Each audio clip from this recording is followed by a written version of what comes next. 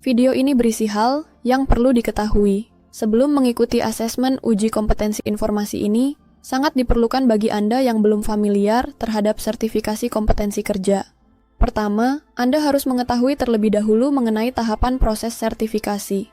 Proses sertifikasi mencakup pendaftaran, penilaian, review dan keputusan sertifikasi, pemeliharaan sertifikasi jika diwajibkan dalam skema sertifikasi, sertifikasi ulang, serta penggunaan sertifikat maupun logo dan penanda.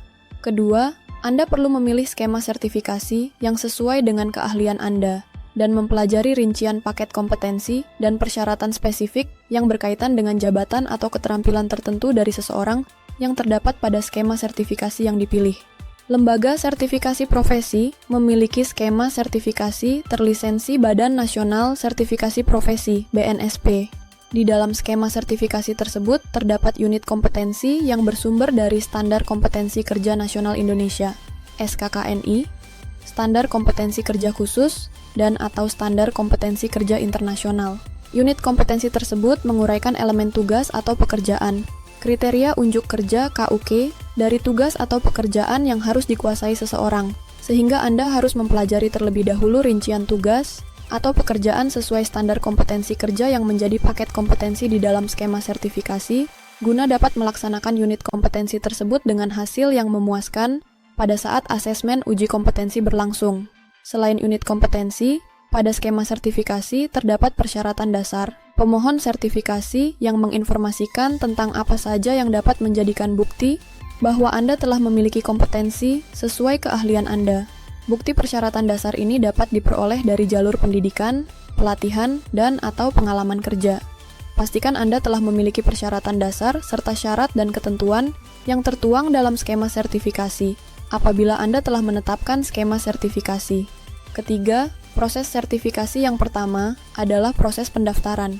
Anda sebagai pemohon sertifikasi perlu melakukan pendaftaran sertifikasi yang dilakukan secara online dengan download aplikasi Apik Bersatu, kemudian akses menu Apik EDU.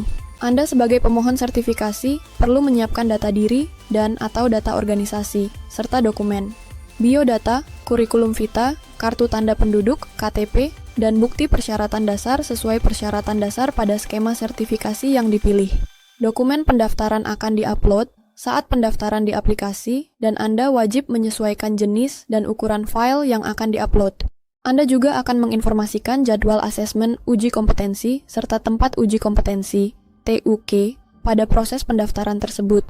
Proses berikutnya adalah Anda harus melakukan pembayaran biaya sertifikasi. Selanjutnya, tim administrasi LSP akan melakukan verifikasi bukti pembayaran terhadap pemenuhan biaya sertifikasi yang telah dilakukan oleh pemohon sertifikasi. Keempat, proses asesmen mandiri. Anda menyatakan kompeten pada setiap KUK sebagai bukti bahwa keahlian Anda telah memenuhi KUK.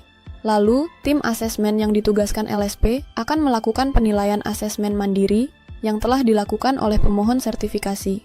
Hasil asesmen mandiri adalah berupa rekomendasi kepada peserta sertifikasi bahwa asesmen uji kompetensi dapat dilanjutkan atau asesmen uji kompetensi tidak dapat dilanjutkan.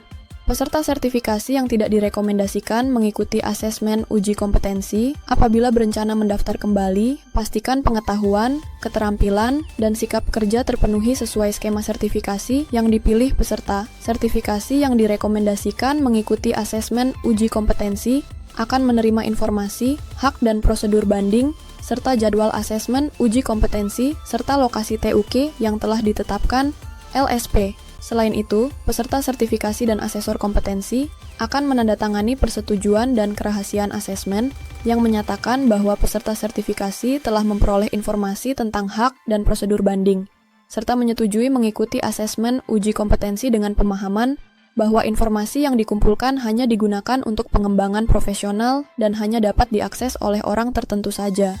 Asesor kompetensi menyatakan tidak akan membuka hasil pekerjaan yang diperoleh karena penugasan sebagai asesor kompetensi dalam pekerjaan, asesmen kepada siapapun atau organisasi apapun, selain kepada pihak yang berwenang, sehubungan dengan kewajiban sebagai asesor kompetensi yang ditugaskan oleh LSP.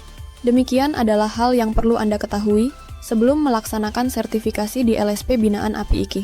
Semoga Anda semua bisa dinyatakan kompeten dalam uji kompetensi yang dilakukan.